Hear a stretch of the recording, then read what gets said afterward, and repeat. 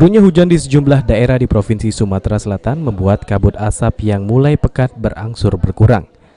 Kualitas udara pun mulai membaik dibandingkan beberapa hari lalu. Kepala Dinas Provinsi Sumatera Selatan Widodo menegaskan jam belajar siswa-siswi sekolah di Kota Palembang kembali seperti biasa setelah sempat diliburkan akibat kabut asap yang pekat. Penyesuaian jam belajar dan libur sekolah sebelumnya bersifat sementara karena kondisi kabut asap dan kualitas udara yang membahayakan bagi siswa. Sekolah saat ini bisa menyesuaikan jam belajar seperti biasa karena kabut asap yang sudah berkurang.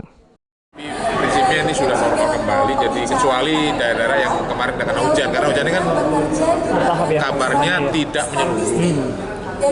Daerah-daerah yang telah kena hujan dan kemudian asapnya sudah turun drastis ya sekarang kembali ke jam awal.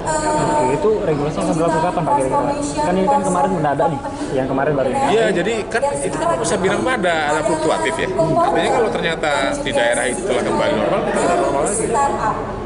Gitu. Tapi bagi sekolah yang belum, silakan ikuti aturan yang ada. Sementara bagi sekolah yang berada di wilayah masih terdampak kabut asap, Dinas Pendidikan memberikan kelonggaran untuk menyesuaikan jam pelajaran hingga kabut asap berkurang. Amanda Lydia, PAL TV.